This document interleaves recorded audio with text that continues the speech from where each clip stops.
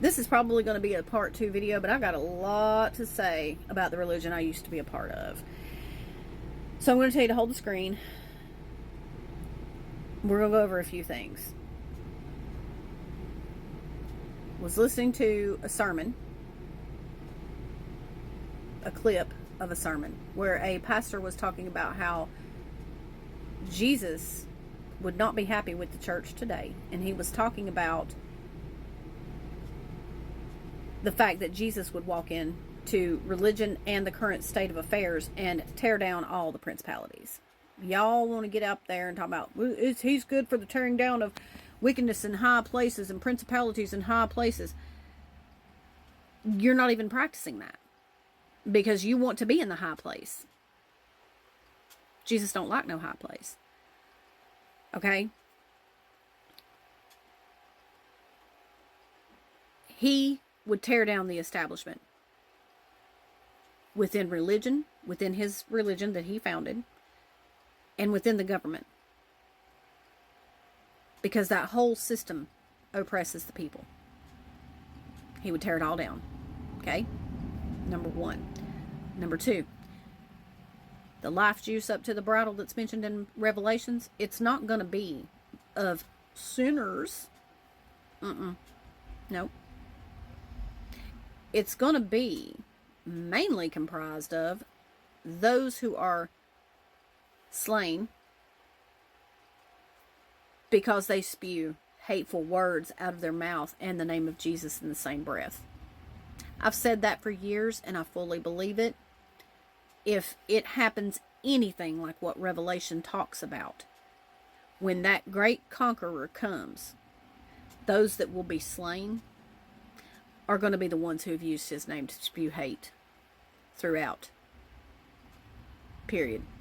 So if you're a pastor and you hear this, and you're hating on your neighbor because they're black, you better get a grip. If you're hating on them immigrants, you better get a grip. If you're standing up there preaching hellfire on people who go against Trump, you better check yourself because you're about to wreck yourself. Number 3, the great falling away. The great falling away is not a bunch of sinners out here falling out of church because they can't handle the heat, so they had to get out of the kitchen, because that's how it's preached in the pulpit. If you are formerly an evangelical or super fundamentalist type religion, and you're coming out, that you know exactly what I'm talking about. That's how it's preached, and you know I know the lingo.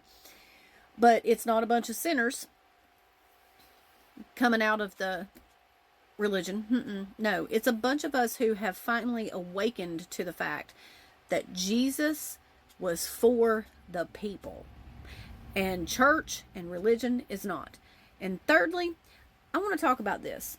Maybe that's 4. I don't remember. Anyway, the last point I want to make. So maybe this doesn't have to be a part 2. But hold the screen. The last point I want to make is this. Stop telling people that you're sorry that that's their experience. Stop doing that. I know you mean well, and I am trying to say this with love, but it absolutely infuriates me because you are negating the fact. When you say that to me or anybody else, you are negating the fact that even my story is about my story and my experience, my children's experience, my husband's experience, who was basically ended up being the cause of the fact that me and my children were going to go to hell and bust hell wide open because there was a man living in my house. My husband has been a target. I've been a target. My children were targets. Okay, outside of that, all the millions of children that have been SA'd, all the millions of women who have been assaulted, and the church stayed silent. Y'all are negating all of that. Every time you say, well, I'm sorry, that was your experience. Miss me with that. Miss me with that. I know you mean well, but miss me with that comment. If you don't have anything else to say to me besides that, miss me with it. Just don't even say nothing. Because I'm tired of hearing it. It's a lame-ass excuse to not call out your damn peers. It's a lame-ass excuse not to call out your peers.